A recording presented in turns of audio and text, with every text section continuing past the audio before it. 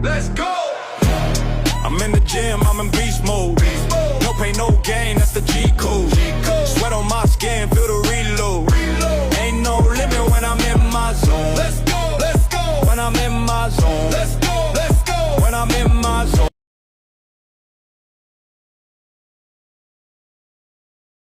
Alors, la reprogrammation moteur, c'est un sujet qui fait couler beaucoup d'encre, hein.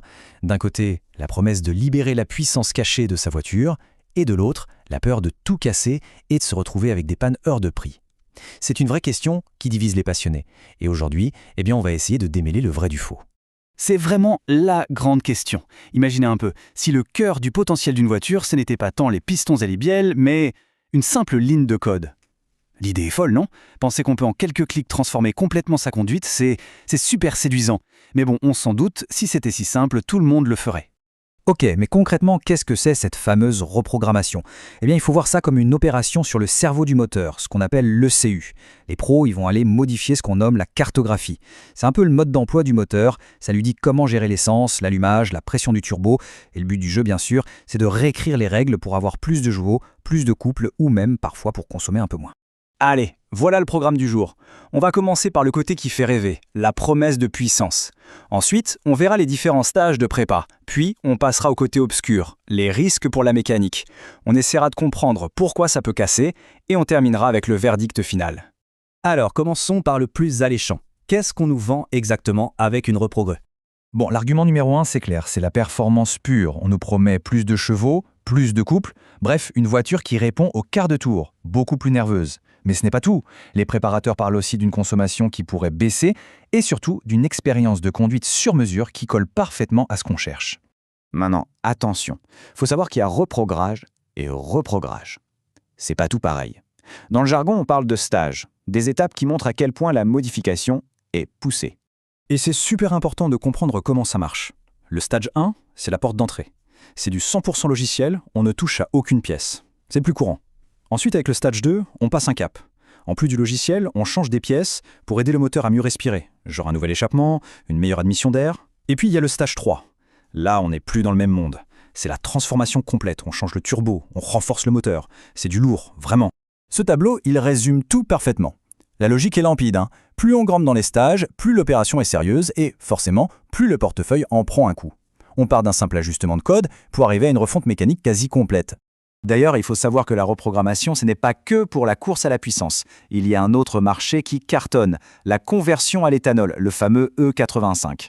Là, le but est double, rouler pour moins cher et faire un petit geste pour la planète. Et la cerise sur le gâteau, c'est que bien souvent, on y gagne aussi quelques chevaux au passage. Un peu comme un petit Stage 1 bonus.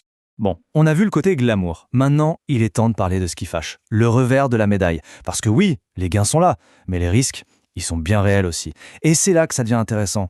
Alors voilà le truc le plus important à comprendre. Un constructeur, quand il conçoit un moteur, il ne le pousse jamais à 100% de ses capacités. Jamais. Il laisse toujours une marge de sécurité, une sorte de matelas pour garantir que le moteur va durer dans le temps. Et la reprogrammation, qu'est-ce qu'elle fait? Elle vient grignoter, voire carrément dévorer cette marge de sécurité pour la transformer en performance. Et la première victime de cette course à la puissance, dans 9 cas sur 10, c'est lui, le turbo.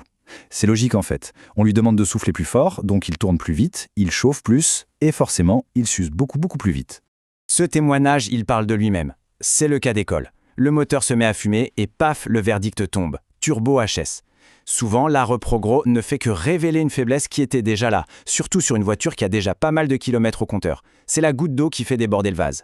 Et en voilà un autre, qui est très intéressant. Le propriétaire le dit lui-même. Le turbo était déjà fatigué. La reprogrammation n'a pas été la cause unique du problème, mais c'est elle qui a donné le coup de grâce. C'est la contrainte de trop pour une pièce qui était déjà en sursis. Mais attention, il n'y a pas que le turbo qui trinque, loin de là. Pensez-y, plus de couple, ça veut dire plus de stress pour l'embrayage et la boîte de vitesse. La pompe à injection, les injecteurs, ils doivent bosser plus.